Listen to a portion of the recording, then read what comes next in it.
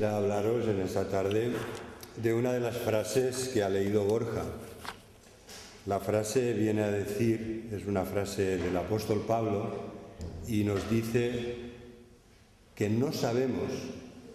La ignorancia nunca es una bendición, ¿verdad? Pablo dice, porque no quiero que ignoréis, hermanos, en cuanto a los dones espirituales. Así que la ignorancia realmente no es una bendición, es algo que nos limita, que nos afecta, porque no sabemos todo, ni mucho menos. Y esto nos pasa a menudo cuando oramos. Señor, ¿cuál es tu voluntad? ¿No? Y tenemos esa pregunta y tenemos esa duda y no sabemos exactamente cómo orar. Y de esto nos habla el apóstol inspirado por el Espíritu. Nos dice que ¿qué hemos de pedir? No sabemos. No sabemos qué hemos de pedir como conviene. Es decir, que a veces pedimos y no pedimos como conviene. Lo pedimos equivocadamente, por ignorancia, no por mala intención, pero nuestras oraciones no se ajustan a la voluntad de Dios. ¿Por qué es importante que las oraciones sean conforme a la voluntad de Dios? Pues porque hay una promesa preciosa en 1 de Juan capítulo 5 que dice que cuando oramos, si sabemos que lo que estamos pidiendo es conforme a la voluntad de Dios, sabemos también que Dios nos escucha y nos concederá lo que le hemos pedido.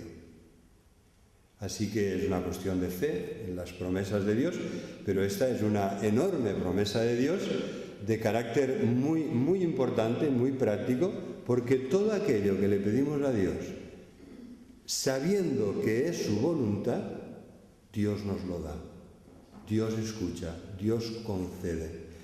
Digo que es muy práctico esto, porque a veces decimos, no puedo perdonar esto. Tenemos algo con alguien y nos ha hecho mucho daño, consideramos que es realmente intolerable, inaceptable lo que ha dicho, lo que ha hecho, y no podemos perdonar. Me refiero a que no tenemos ni el amor, ni las ganas, ni el sentimiento para perdonar a esa persona. Lo mismo nos sucede cuando la palabra de Dios nos dice que debemos amar a todos. Debemos amar al prójimo en general, a todo aquel que está cercano a nosotros. Los más simpáticos y los menos simpáticos, los vecinos más agradables y aquellos que son complicados. Igual con los compañeros de trabajo, igual con los compañeros de estudio. Amigos, ¿no? Siempre hay en la colla, siempre hay alguno que es más difícil de sobrellevar que los otros. ¿Qué dice la palabra de Dios? Que si le pedimos al Señor que nos ayude a perdonar, y eso sabemos seguro que es su voluntad, si le pedimos al Señor que nos ayude a amar, y sabemos seguro que es su voluntad, porque nos dice que amemos a todos, que amemos a nuestro prójimo, que amemos a los hermanos, que amemos incluso a nuestros enemigos. Pues ya está, a ver quién se queda fuera ahí. Yo creo que nadie. En esa situación decimos, Señor, yo es que no me nace, no me sale, no tengo ese perdón y ese amor, pero sé que es tu voluntad que lo haga.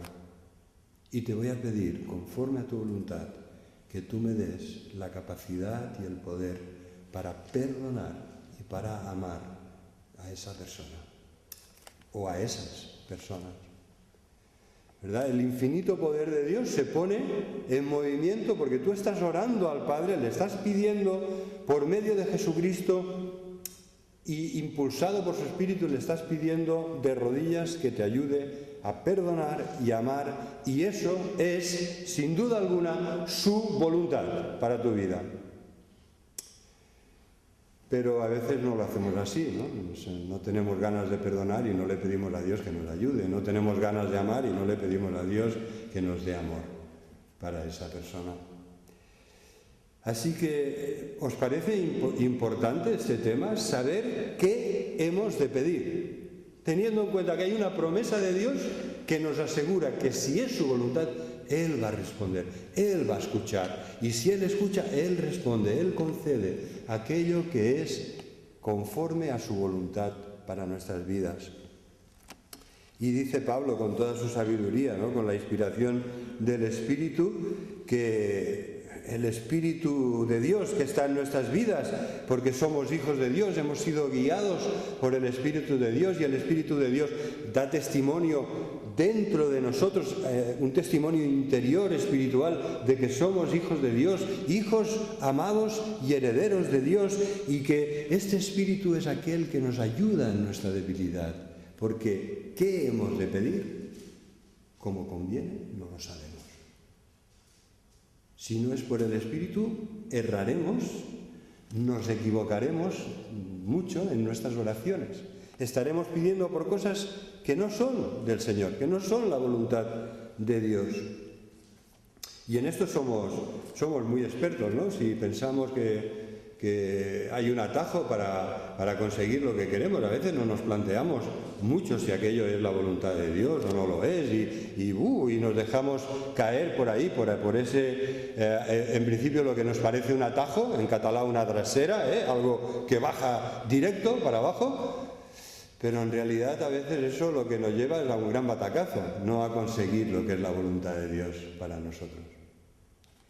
Que el Señor nos ayude hoy a entender mejor qué hemos de pedir, porque muchas bendiciones vendrán si lo entendemos bien y lo hacemos, muchas bendiciones de Dios en nuestra vida.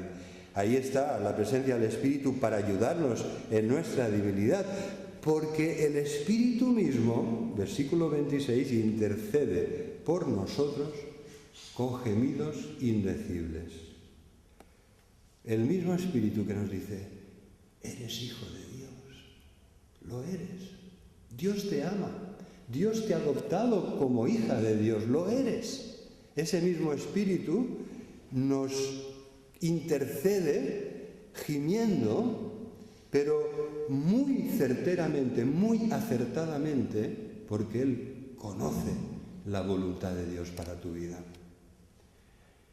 Así que el Espíritu mismo intercede por nosotros con gemidos indecibles, y el Señor, el Dios que está en el trono de gracia, sabe cuál es la intención del Espíritu, y entonces explica Pablo en el versículo 27 que porque el Espíritu ora conforme a la voluntad de Dios, intercede, fíjate en esta palabra, intercede por los santos. Y lo hace acertadamente, siempre conforme a la voluntad de Dios. No se equivoca como nosotros.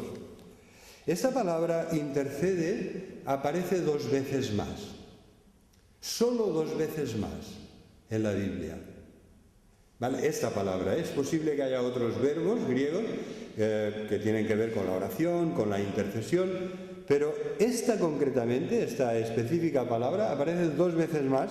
La siguiente la tenéis en este mismo capítulo, cuando Pablo pregunta, ¿quién acusará a los escogidos de Dios?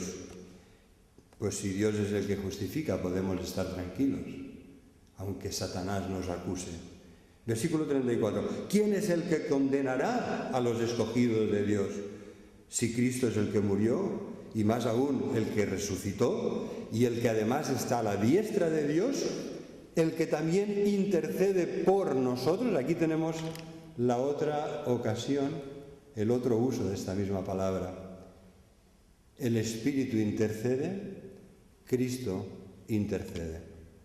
Cristo está a la diestra de Dios intercediendo por nosotros. Por eso no debemos temer la condenación. Por otra parte, la justa condenación que merecían nuestros malos actos, nuestros pecados, nuestros malos pensamientos, nuestro egoísmo, nuestro orgullo, nuestra violencia o falsedad, ¿verdad? No tenemos por qué temer, porque Cristo, que es el que murió por nuestros pecados, el que resucitó de entre los muertos para la gloria del Padre, demostrando así que aceptaba su sacrificio a nuestro favor para salvarnos. Este Cristo es quien está, este mismo Señor Jesús está a la diestra del Padre y está intercediendo por nosotros. Él es un sacerdote perfecto, Él es el gran pastor de su iglesia, el gran pastor de las ovejas que dio su vida, que resucitó de entre los muertos, ¿verdad? Y vive para siempre a la diestra del Padre. En ese lugar de máximo honor del universo está Jesús intercediendo por ti y por mí. Cuando lo vemos así, realmente es un privilegio increíble. O sea, aquí seguramente hay cosas que te están dando quebraderos de cabeza, que te traen muy preocupado o angustiada, y que estás lidiando con cosas que realmente son complicadas, son dolorosas. Pero Jesús, a la diestra del Padre, intercede por ti. En todo momento, ¿verdad? Porque ni se fatiga ni se adormece. Jesús, el todopoderoso Salvador, el Señor de la gloria, está a la diestra del Padre y está intercediendo por ti y por mí, por todos sus hijos e hijas. Qué preciosa verdad, porque continúa el apóstol preguntándonos de una forma inspirada por el Espíritu: ¿quién te podrá separar del amor de Cristo? De aquel que ha muerto por ti, por tus pecados, en tu lugar, que ha recibido el castigo que tú merecías y que está a la diestra de Dios intercediendo por ti. ¿Quién te separará? ¿Quién nos separará del amor de Cristo? ¿La tribulación, la angustia, la persecución, el hambre, la desnudez, el peligro, la espada? No, ninguna de estas cosas. Porque, versículo 37, en todas estas cosas somos más que vencedores. ¿Verdad? Aquí está Pablo inventándose una palabra. Somos hipervencedores, ¿no? Está construyendo un neologismo, porque el concepto que quiere transmitir es superlativo. Es tan impresionante, tan grande. No somos vencedores, somos más que vencedores, somos supervencedores. De ahí viene la palabra Nike, de una marca que algunos conocerán, ¿verdad? La palabra Nike es la palabra griega que se utiliza para vencer. Es el verbo vencer, es la palabra vencedor, ¿no? Somos más que vencedores en todas estas cosas. ¿Y por qué? Por medio de aquel que nos amó. Por lo cual, dice Pablo, mirad, quiero acabarlo de leer, porque son promesas de tal envergadura, de tanto calado, que son el único fundamento firme de nuestra vida, por lo cual estoy seguro de que ni la muerte ni la vida, ni ángeles ni principados, ni potestades, ni lo presente ni lo porvenir, ni lo alto ni lo profundo, ninguna otra cosa creada nos podrá separar del amor de Dios que es en Cristo Jesús. Dios te ama y no hay nada ni nadie que te pueda privar de ese amor. Nada ni nadie. Vale. Incluso hay un salmo, ¿verdad?, que dice: aunque todos me dejen, el Señor me recogerá. Aunque me llegaran a dejar mis padres, que es inconcebible, el Señor me recogerá. ¿Por qué? Porque el amor de Dios está por encima y es mucho más puro, fuerte, intenso y maravilloso que ninguna otra clase de amor que podamos conocer. Con todo, el Señor me recogerá.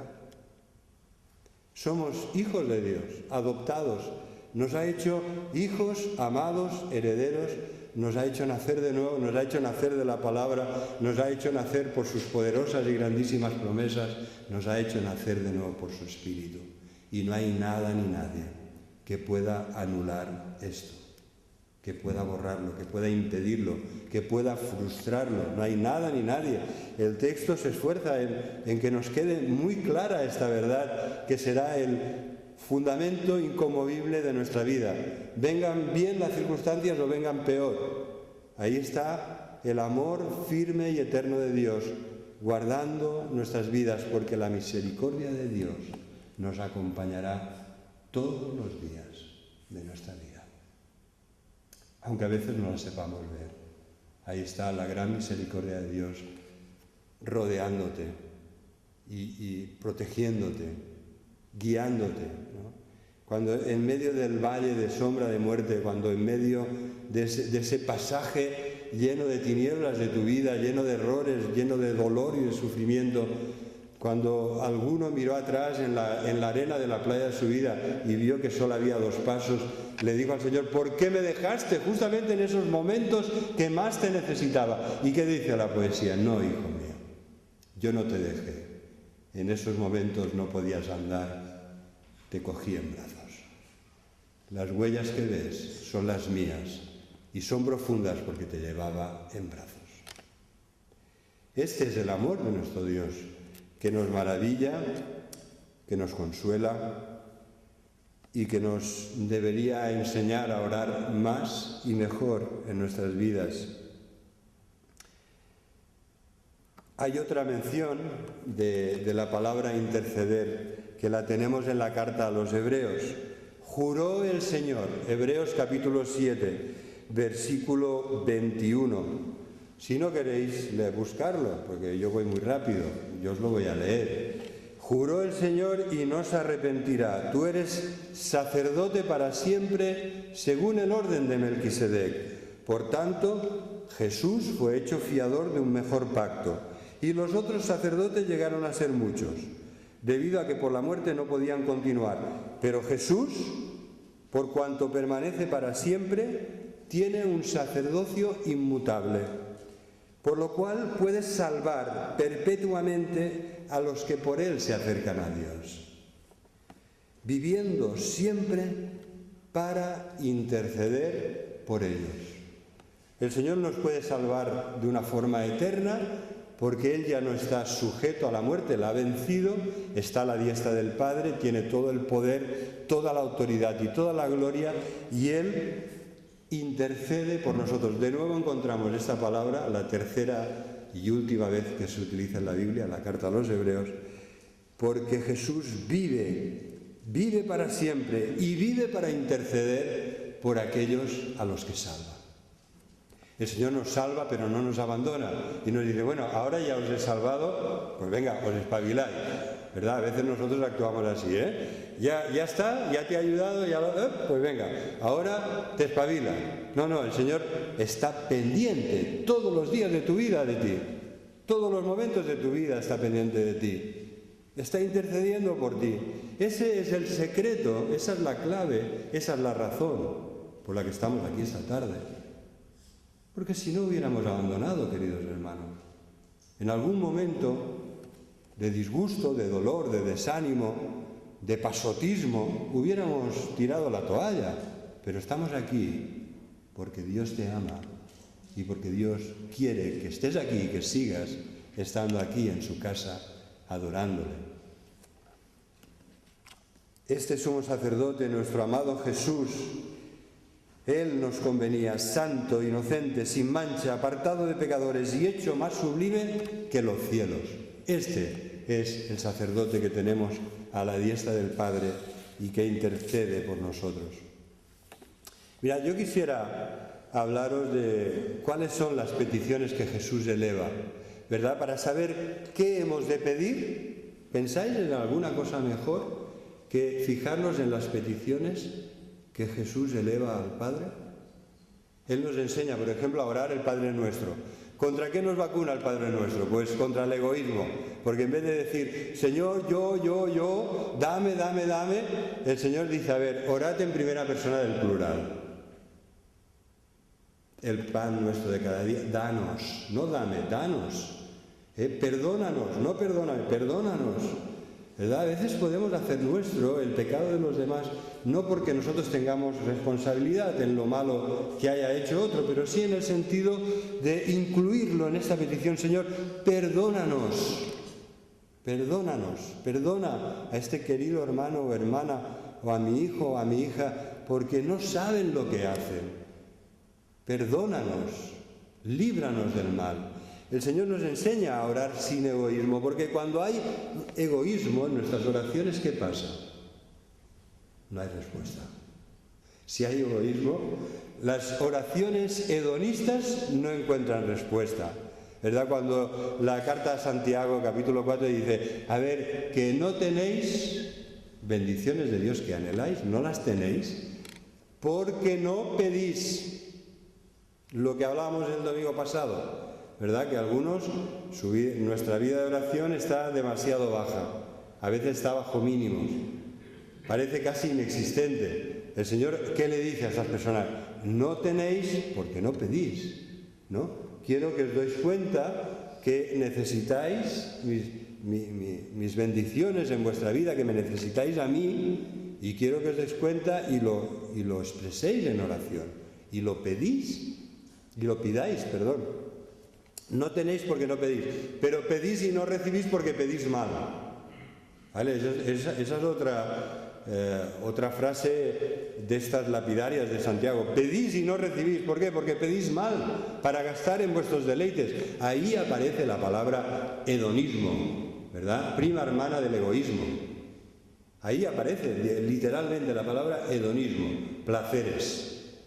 Porque pedís mal para gastar en vuestros deleites y placeres. ¿Verdad? El Señor quiere que nos fijemos en cómo oraba Él, cuáles eran sus peticiones, para que podamos así mejorar nuestra vida de oración. Si pedimos aquello que es la voluntad de Dios y lo pedimos en el Espíritu de Jesús, el Señor nos lo va a dar. Si nosotros, a ver, muchos de aquí todavía no sois padres, pero muchos sí, y entendemos muy bien lo que quería decir Jesús. Y los que no sois padres, sí tenéis padres, y quizá lo habéis podido ver en la vida de vuestros padres, de que si nosotros siendo malos sabemos dar buenas cosas a nuestros hijos, aún siendo pecadores, nos esforzamos en dar buenas cosas a nuestros hijos, dice el Señor Jesús, ¿cuánto más vuestro Padre que está en los cielos no os dará el Espíritu Santo si se lo pedís? ¿Vale? Para mí, después de esta frase de Jesús, no me queda ninguna duda que si no tenemos es porque no pedimos, porque el Señor dice, a ver, si quieres el Espíritu Santo, pídelo, que tu Padre se complacerá en dártelo. Si quieres el amor y el poder para perdonar a otros, pídelo, que el Padre se complacerá en dártelo. Este es el planteamiento de Jesús, que podamos pedir y pedir bien por aquellas cosas que Jesús pedía. Mirad, me gustaría que nos fijemos en Juan capítulo 17 en algunas de las peticiones de Jesús. ¿Verdad? Lo primero, y no está en contradicción con lo que acabo de decir, lo primero que vemos en Jesús, en ese pasaje tan importante de la palabra de Dios, muchas veces, aleluya, ¿no? Aleluya quiere decir alabado sea ya Jehová, ¿verdad? Es la contractura del nombre propio de Dios. Alabado sea Jehová, ¿no? Y Señor, que seas glorificado en mi vida. Señor, que seas glorificado en este trabajo que estoy haciendo. Señor, que seas glorificado en esta relación en la que tengo problemas. Señor, que seas glorificado en mi hogar, con mi esposo, con mi esposa, con mis hijos, con mis padres. Señor, que seas glorificado. Esta es la oración de Jesús aquí. Señor, Padre, glorifícame para que yo te glorifique a ti. No es una oración egoísta, en un sentido es la oración de Jesús en Getsemaní, lleno de angustia, en plena agonía. Jesús oraba, Padre, si puede ser que pase de mí esta copa. ¿Verdad? Las dos oraciones tienen un periodo muy corto de tiempo.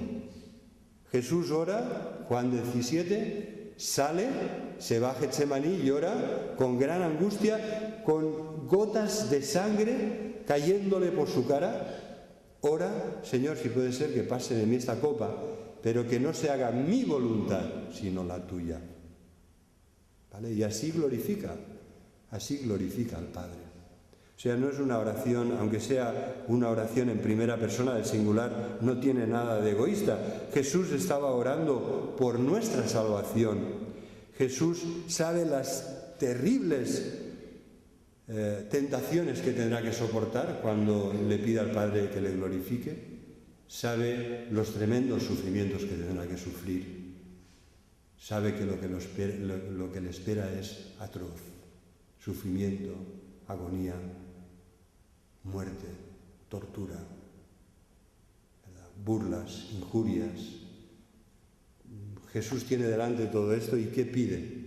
Pide egoístamente, Señor, líbrame de esto. Dice, no, Padre, que no se haga mi voluntad.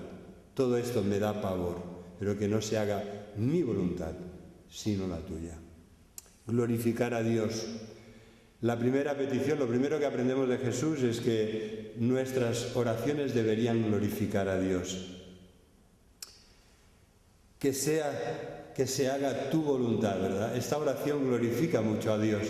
Padre, que se haga tu voluntad. En el Padre Nuestro está ahí, Señor, hágase tu voluntad, ¿verdad? Que sea santificado tu nombre, que venga a nosotros tu reino y que se haga tu voluntad. Hermano, no tengas temor en hacer esta oración. ¿No te ha pasado a ti, como a veces me ha pasado a mí, que tenemos miedo de hacer esta oración? Ay, Dios mío, que tu voluntad va a ser aquello que yo me temo. No nos pasa a veces, ay, Dios mío, que tu voluntad va a ser justamente eso que yo no quisiera que sea. No tengas temor. Si es la voluntad de Dios, eso es lo mejor para ti. Y además, Dios no es un Padre caprichoso como lo hemos podido ser algunos de los que estamos aquí. Dios no es un Padre con fallos y defectos como algunos, yo diría todos los que estamos aquí, ¿no? Llenos de limitaciones y de falta de sabiduría a veces para hacer las cosas bien. Dios va a querer y va a hacer lo mejor para cada uno de los que estamos aquí, para cada uno de sus hijos y de sus hijas. Así que me gustaría que nos fijemos en esta oración de Jesús. Padre, glorifícate, glorifica a tu Hijo, glorifícame, ¿verdad? Santificado sea tu nombre. Padre, que sea santificado tu nombre, que se haga tu voluntad. Aleluya, que eso sea así en mi vida, que realmente mi vida, mi comportamiento, mis buenas obras te glorifiquen a ti. Así acaba Jesús. En el Sermón del Monte, una de las frases de Jesús es que vean vuestras buenas obras y glorifiquen a vuestro Padre que está en los cielos. Y esto nos lleva a la segunda petición de Jesús. Aquí en Juan 17, Él pide e insiste en oración y llega un momento que dice, versículo 17, ¿verdad? Es fácil de recordar, como Gabriel. Yo me he quedado impresionado, ¿no? El 9 del 9 de 1999, por aquí. Acordaos de esto también, Juan 17, versículo 17. Santifícalos en tu verdad, tu palabra es verdad. No oramos mucho así, hermanos. Yo llevo toda la vida, casi toda la vida orando, ¿no? Y llevo toda la vida, casi toda la vida, no quiero ser andaluz y exagerado, que lo soy, porque mis padres eran los dos andaluces, pero... ¿verdad? Llevamos kilómetros y kilómetros y kilómetros de reuniones de oración. Podríamos haber orado mucho más, no me estoy vanagloriando de nada, al contrario.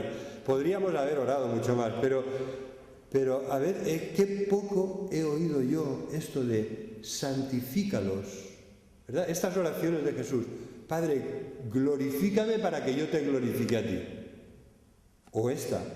Santifícame en tu verdad, porque tu palabra es verdad. Santifícame en tu verdad. Oramos de otra manera, hermanos. No voy a entrar ahora en una evaluación, porque no tenemos ni tiempo, pero los que, como yo, lleváis muchos kilómetros de reuniones de oración, de momentos de oración compartida con otros, sabéis que no oramos así.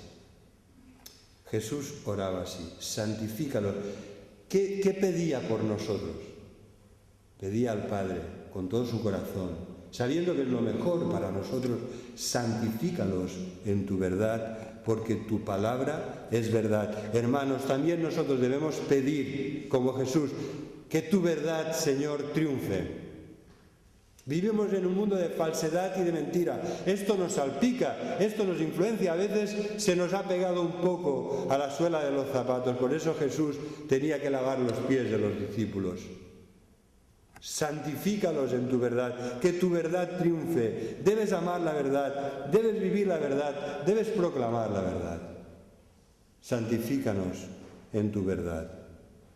La palabra de Dios nos dice que sigamos la verdad en amor para crecer espiritualmente. No podemos crecer espiritualmente si nos gustan más aquellas mentiras piadosas que te dices a ti mismo. Somos en esto... tenemos un máster o un doctorado. El que no tiene un máster tiene un doctorado.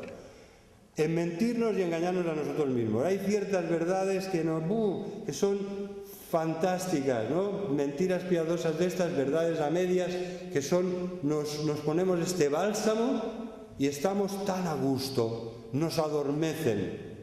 nos dejan, ¿sabes?, en ese estado de que, ahí ya me instalo, me acomodo. Debemos salir, queridos hermanos, de esta situación de falso acomodamiento, con falsas verdades, con mentiras piadosas que nos anestesian, que nos aletargan, ¿no?, y que nos debilitan espiritualmente. Para crecer espiritualmente en el Señor debemos seguir la verdad en amor, debemos rechazar la mentira, aunque sean esas mentiras piadosas que tanto nos gusta escuchar, debemos rechazarlas para seguir la verdad de Dios en amor. Debemos estar firmes en el Señor. ¿Y sabéis cómo es esto? Pues aquí, ¿no?, a mí me iría bien, así disimula un poco la barriguita, ¿no? La armadura espiritual aquí tenía un gran, no un cinturón de estos que llevamos nosotros, sino un gran cinto muy ancho, apretado, como los catalanes cuando van a trabajar al campo que se enfaixan. Lo habréis visto, ¿no? Ven a enfaixar. ¿Por qué? Porque si te tienes que pasar todo el día doblando el espinazo, trabajando la tierra, aquello te aguantaba mucho. Pues la palabra de Dios nos dice que espiritualmente debemos ceñir nuestros lomos con la verdad de Dios. La verdad debería siempre ir con nosotros. La mentira te va a explotar en las manos. Eso que te parece que esa mentira iba a utilizar la palabra providencial. Digo, no. Ocurrencial, ¿verdad? A veces que es la excusa perfecta para salir del paso y que no sufrir las consecuencias de ese retraso o de ese error, de esa equivocación que has cometido, cuando eso te va a explotar en las manos. Porque cuando te instalas en las falsas verdades, las verdades a medias, las mentirijillas, las mentiras piadosas, eso te va a explotar. Eso al final todo el mundo va a darse cuenta de cómo actúas. Hermanos, no perdamos la credibilidad por nada del mundo.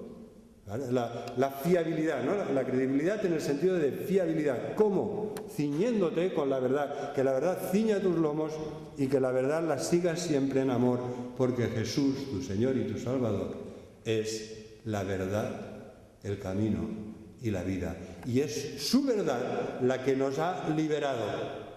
Nos ha liberado del pecado, de sus engaños, de sus terribles consecuencias de muerte espiritual. La Iglesia, nuestra Iglesia también, es la columna y el baluarte de la verdad. Si la Iglesia deja de creer y de predicar la verdad de Dios, es como la sal que deja que ya no sala. Es como la luz que ya no alumbra, ¿no? Cuando se acaban las pilas. ¿De qué te sirve tener ese supermóvil con la aplicación linterna superpotente si se te han acabado las pilas? La Iglesia del Señor tiene que amar, seguir, proclamar la verdad, porque la verdad es lo que el Señor ha utilizado para salvarnos. Y conoceréis la verdad, y la verdad os hará libres. Y es esta verdad del Evangelio la que debe acompañarnos siempre y abrir camino en nuestras vidas. Y esto me lleva a la última de las peticiones de Jesús. La encontramos en los versículos del 17 al 19. Hemos leído el 17, santifícalos en tu verdad, tu palabra es verdad. Como tú me enviaste al mundo, pedía Jesús al Padre, así yo los he enviado a ellos, a los apóstoles que están ahí con él, yo los he enviado al mundo.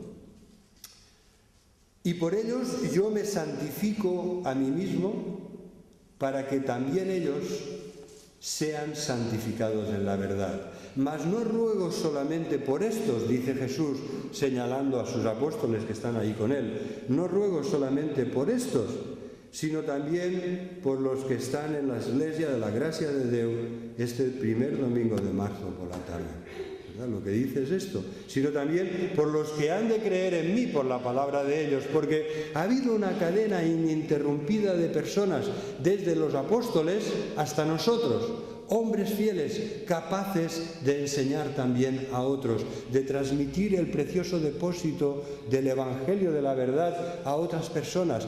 Gracias a ello, no gracias a las grandes campañas, sino gracias a esta humilde, discreta y a veces desconocida labor de personas anónimas para nosotros, el Evangelio ha llegado hasta nosotros hoy. Hermanos, el Señor pedía por la santidad de su Iglesia, por tu santidad, por la tuya y por la mía, porque no se puede glorificar a Dios, ¿verdad?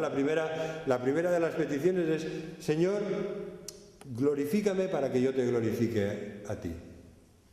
Pero es que no puedes glorificar a Dios si no vives en santidad como Él espera y te dice claramente que debes vivir. No puedes glorificar a Dios instalándote en el pecado, revolcándote otra vez en el pecado. No puedes. Eso no es la voluntad de Dios para ninguno de sus hijos ni de sus hijas. Él nos ama tanto que quiere, a ver, qué padre, cuando vienen nosotros que teníamos los 4 así, en 6 años los 4 hijos, cuando venías de la sesión del parque en verano, que hace buen tiempo, ¿no? A las 8 de la noche venías de la sesión, a las 8 y media de la sesión del parque, ¿verdad? A Malsurrals, los toboganes, todas aquellas cosas que hacen los niños con los castillitos de arena y jugando con los otros niños. ¿Quién los pone así a dormir? ¿Verdad? Y es que, ¿qué hacíamos? Directo a la bañera, ¿verdad? Una gran bañera, los 4 allí, venga, vamos a empezar, en cadena, ¿verdad? Así se inventó el trabajo en cadena, en las familias numerosas. Primero la Cristina, después el Dar, después la Irene y después la Marta, venga. O empezando por la pequeña para que no se ahogara. Entonces, la cuestión es que la santidad es lo que corresponde a los hijos de Dios, la pureza, aquello que Dios ha limpiado no debe volverse a ensuciar.